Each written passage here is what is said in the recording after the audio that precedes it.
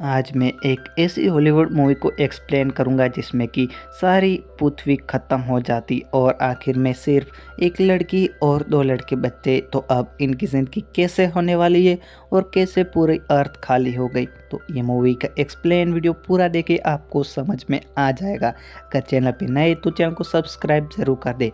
तो जैसे ही movie start होती है तो हम देखते हैं कि एक पूरा शहर जो कि खाली हो चुका था, क्योंकि अब बहुत ही खतरनाक वाला यहाँ पर रेडिएशन फैल चुका था और अब कोई भी लोग नहीं यहाँ पे दिख रहे थे। पूरा शहर सुनसान और खाली पड़ा था। तभी हम एक एन नाम की लड़की को देखते हैं जो कि उस शहर में कुछ सामान लेने के लिए आई थी।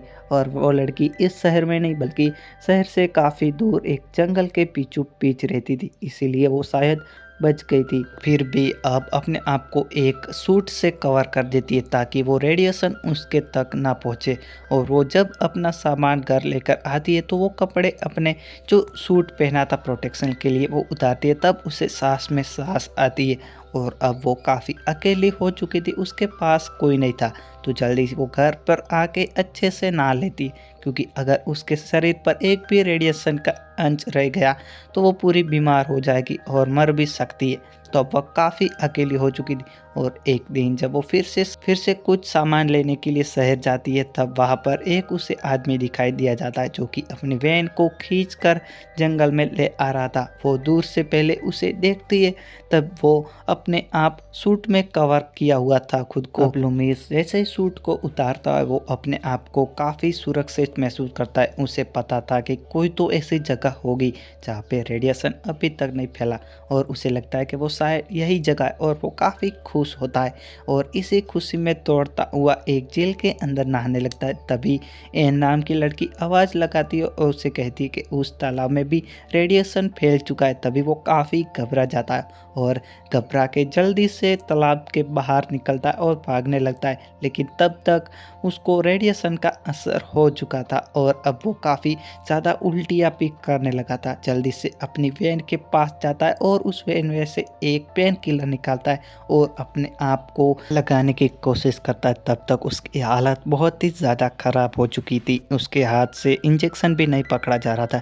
तभी वो एन नाम की लड़की को बुलाता है और उसे कहता है कि प्लीज़ तुम मुझे ये जो पेन किलर है ये लगा दो। वहीं पर एन नाम की लड़की उसकी मदद करती है और उसे पेन किलर लगा देती है। अब लुमिक की हालत थोड़ी सी ठीक होती, लेकिन एन को बिल्कुल अच्छा नहीं लगता। तो एन उसको इस हालत में अपने घर ले आती है, क्योंकि एन भी अब काफ़ी अकेली थी। तो वो लुमिक के लिए दुआ कर रही थी कि वो अब जल्दी से ठीक हो जाए और अब वो उसका ट्रीटमेंट करती है और कई दिनों तक उसकी सेवा करती है, क्योंकि उसे विश्वास था कि लुमिक अब जल्दी से ठीक हो जाएगा। और अब लुमिक भी ठीक हो गया था और अब चलने फिरने के काबिल हो गया था। एक दिन लुमिक और एन जब बाहर बैठे थे तब बात करते। लुमिक एन से कहता है कि यहाँ पर इसीलिए रेडिएशन नहीं फैला क्योंकि ये जो गाँव है पूरा जंगल में, और इस जंगल को क्योंकि तुम जहाँ पर रहती हो वहाँ पर जगह चारों तरफ से पहाड़ों से घिरी हुई है, तभी यहाँ तक रेडिएशन नहीं पहुँच पाया और हम सेफ है यहाँ पर। तभी एन नाम की लड़की कहती है कि मेरे फादर और मेरा भाई दोनों मिलके जो बचे हुए लोग हैं उन्हें ढूंढने के लिए गए थे, लेकिन अभी तक वो वापस नहीं आए और अब वो काफ़ी अकेली है और उसे वो कुछ तस्वीरें भी दिखाती है। उसके बाद दोनों मिलके एक खेत में जाते और वहाँ पर एन कुछ काम करने लगती है। वहाँ पर लुमिक आकर उससे कहता है कि ये काम तुम ट्रैक्टर से भी कर सकती हो, लेकिन एन वहाँ पर बताती है कि ट्रैक्टर से कर सकती लेकिन ट्रैक्टर में पेट्रोल चाहिए। वहाँ पर लुमिक बताते तो डलवा लो पेट्रोल पंप जाके। वहाँ पर एन उसे कहती है यहाँ पर पेट्रोल पंप है, लेकिन पेट्रोल डालने के लिए भी तो लाइट की ज़रूरत पड़ती है। तो यहाँ पर लाइट आए काफ़ी दिन हो चुके। वहीं पर लुमिक उससे एक आइडिया देता है जिससे कि बिना इलेक्ट्रिशियन के वो ज़मीन के अंदर से पेट्रोल निकाल सकते और उस आइडिया पे वर्क करते तो सच में वो आइडिया सक्सेसफुल निकलता है और टैंक में से पेट्रोल बाहर निकाल लेते। और अब एन काफ़ी खुश थी क्योंकि वो पेट्रोल निकालने में कामयाब होते। तभी वहाँ पर कैंडल लाइट डिनर करते और वहाँ पर लुमिक उसे बताता है कि उसे पता था कि कोई ना कोई ऐसी जगह तो ज़रूर होगी जहाँ पर रेडिएशन ना पहुँचा हो। जब दूसरा दिन होता है तो एन जाकर बाहर पानी में से मछलियाँ निकाल रही थी, तब वहाँ पर लुमिक आता है तो एन उसे बताती है कि हमारे पास जो जनरेटर था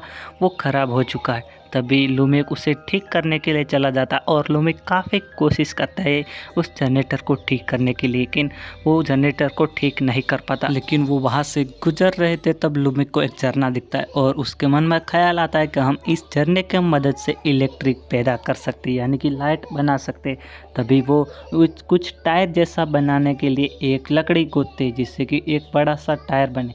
तभी वो एन के जो फादर थे उनका एक चर्च था, तो वो कहते कि इस चर्च में से हम थोड़ी सी लकड़ियाँ निकाल लेते, लेकिन एन वहीं पर उसे मना कर देती। ये कहती कि ये मेरे फादर की आखिरी निशानी है और इसे मैं कुछ नहीं करने दूंगा। और लूमिक भी अब मान जाता है और लूमिक जब शाम को काफ़ी ड्रिंक करके आता है तो वो एन के साथ ज़बरदस्ती करने की कोशिश करता है, लेकिन एन को पता चल चुका था कि लूमिक अब ड्रिंक करके आए तो वो वहाँ से चली जाती है। और अब दूसरे दिन सुबह लूमिक आता है और एन से माफ़ी मांगता है कल रात के लिए। वहाँ पर एन उसे माफ़ कर देती है, लेकिन अब लूमिक के जाने के बाद एन को कुछ महसूस होता है उसके पीछे। शायद ऐसा लगता है कि कोई और भी उन दोनों के अलावा है, तो वो सोचती कि शायद लूमिक हो सकता है। तो बाहर जाके लूमिक से पूछती है कि तुम क्या मेरे पीछे से गुजरे थे।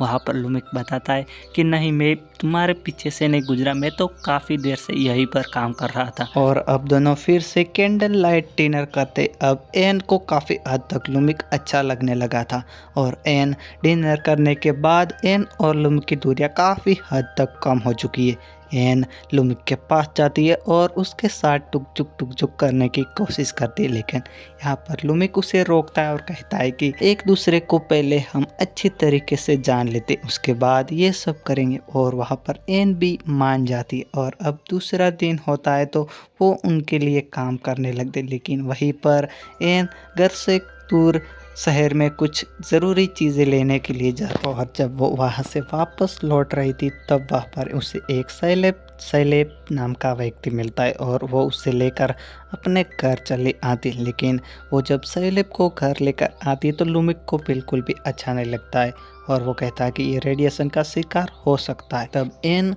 लूमिक से कहती है कि तुम ऐसा कैसे कर सकते हो। तो अब लूमिक कहता है चलो मैं इसे पहले चेक कर लेता हूँ। और लूमिक सैलेब को चेक करता है तो उसके शरीर में कहीं ना कहीं थोड़ा सा रेडिएशन का असर ज़रूर हुआ था, लेकिन वो उसे कहता है कि तुम यहीं पे रोको, अंदर मत आना। फिर से एन उसे लूमिक को कहती है कि तुम ऐसा कैसे कर सकते हो, वो पूरा दिन बाहर कैसे रुक सकता है। एन के काफ़ी मनाने के बाद अब लूमिक फिर से मान जाता है और उसे अंदर आने की इजाज़त देता है और अब तीनों साथ में मिलकर खाना खाने रहे थे। तभी लूमिक एक अपनी सच्चाई बताता है और कहता है कि मैं जब जंगल से आ रहा था तब मुझे एक आदमी मिला था और वो रेडिएशन का शिकार था और वो मुझे कह रहा था कि मुझे गोली मार दो, लेकिन मैंने उसे गोली नहीं मारी। तब वो कहता है और अब सैले भी एक अपनी सच्चाई बताता है, कहता है कि मैं गवर्नमेंट के दिए गए टैंक में अपने दोस्तों के साथ रह रहा था, लेकिन वो दोस्त सभी एक दूसरे बाहर निकलने की कोशिश में सबने एक दूसरे को मार दिया और लास्ट में मैं बचा और मैं भी यहाँ पर आ गया। एक कमरे में आने के बाद एन लूमिक से पूछती है कि तुमने मुझे पहले क्यों नहीं बताया कि तुम्हें कौन सा आदमी मिला था। वहाँ पर लूमिक उसे बताता है कि मैंने सोचा शायद तुम्हारा भाई होगा और वो रेडिएशन का शिकार था, इसलिए मैंने उसे गोली मार दी। अब यहाँ पर एन भी उसे कुछ नहीं कहती क्योंकि एन को पता था अगर रेडिएशन का शिकार होता तो वैसे भी मर जाना था। और यहाँ से सीन सीधा शिफ्ट होता है सैलेब और लूमिक पे। वो दोनों जंगल में जाते हैं कुछ शिकार करने के लिए, लेकिन वहाँ पर लूमिक उसे अपने प्लान के बारे में बताता है कि हम इस झरने की मदद से इलेक्ट्रिक पैदा कर सकते हैं। तो वहाँ पर वो दोनों ये सोच बना लेते कि हमें पैदा करना और वो चर्च का काम भी शुरू कर देते, जो कि तोड़ के पहिया बनाने का काम शुरू कर दिया था और अब लगभग पहिया भी काफ़ी हद तक बन चुका था। वहीं पर अब सैलेब आता है और एन से कहता है क्या हम वॉक पे चल सकते हैं साथ में।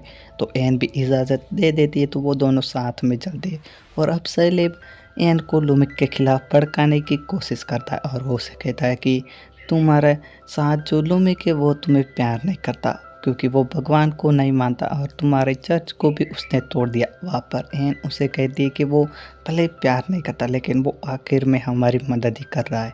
और अब घर वापस आ रहे तो लूमिक उन दोनों को साथ में देख लेता है तो लूमिक को काफ़ी बुरा लगता है। तो जब एन के पास लुमिक जाता है तो लुमिक एन से कहता है कि तुम अगर सेलेब से प्यार करती हो तो कोई बात नहीं, मुझे कोई प्रॉब्लम नहीं है, तुम उसे प्यार कर सकती हो। लेकिन एन को ये सुन के काफ़ी बुरा लग रहा था, तो एन जल्दी से अपने कमरे में जाके सो जाती और दूसरे दिन जैसे ही सुबह होती है तो अब दोनों रहते तो साथ में, लेकिन बोलना चालना काफ़ी कम हो चुका था। लुमिक और एन एक दूसरे से काफ़ी कम बोल रहे थे। भाई उनका जो प्रोजेक्ट था लाइट बनाने का, उनका जो पहिया था वो रेडी हो चुका था। अब फिर से कैंडल लाइट डिनर करते तीनों शाम को मिल के, और एक साइड में तालाब होते वहाँ पर जाके नहाते भी है। अब लुमिक के पास अच्छा मौका था तो वो जाके एन को प्रपोज कर देता है और उसे अपनी दिल की बात बता देता है। उसे कहता है कि मैं तुम्हें बहुत ज़्यादा प्यार करता हूँ मैं तुमसे।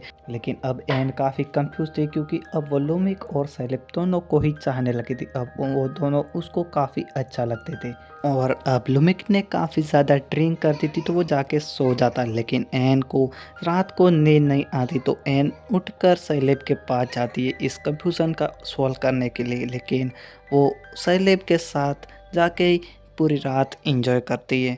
और दूसरे दिन कहीं ना कहीं लुमिक को पता चल चुका था उनके बिहेवियर के साथ, क्योंकि उसे लगता था कि एन और सेलेब के बीच में रात में ज़रूर ना ज़रूर कुछ ना कुछ तो हुआ है। तो वो पता लगने के बाद वो अब लुमिक सेलेब को वहाँ पर तो कुछ नहीं कहता और अपने प्रोजेक्ट को कामयाब करने के लिए दोनों उस झरने के पास चले जाते और झरने में सक्सेसफुली प्रोजेक्ट लगा भी देते और अब बिजली बनना स्टार्ट होने वाला था। लेकिन जैसे ही सेलेब नीचे ये सब फिट करने के लिए वो सूट पहन कर जाता है तो वो सब कुछ सक्सेसफुली फिट कर देता है। और सब कुछ फिट करने के बाद जैसे ही वो बाहर निकलता है तो उसका एक पैर फिसल जाता है। लेकिन वहाँ पर लुमिक उसको किसी भी तरह बचा लेता है। लेकिन अब लुमिक के दिमाग में ख्याल आता है अगर वो इस रस्सी को छोड़ने की गलती कर दे तो उसके और एन के बीच में से हमेशा हमेशा के लिए ये कांटा निकल जाएगा। और यहाँ के बाद सीधा सीन कट होता है और डायरेक्ट घर का सीन आता है। वहाँ पर एन लुमिक से माफ़ी मांगती है कल रात के लिए। लुमिक उसे माफ़ कर देता है और लुमिक साथ ही साथ ये भी बताता है कि सेलेब अब फिर से अपने शहर जाने के लिए रवाना हो गया है। मतलब आप समझ सकते हो कि उसने सेलेब को वहाँ से गिरा दिया होगा। और फिर से अब एन और लुमिक उस प्लेस पे जाते जहाँ पर प्रोजेक्ट लगाया था और इन्वर्टर के प्रॉपर तार देके घर में सक्सेसफुली बिजली आ चुकी थी। और एन अब काफ़ी खुश थी क्योंकि काफ़ी दिनों के बाद उसके घर में बिजली आई थी। और उसके बाद वो चर्च के अंदर जाके गिटार बजा रही थी। वहाँ पर लुमिक पीछे से आता है और उसके पास जाकर बैठ जाता है। इसी के साथ मूवी का एंड हो जाता है। अगर एक्सप्लेन वीडियो अच्छा लगा तो सब्सक्राइब तो बनता है बॉस।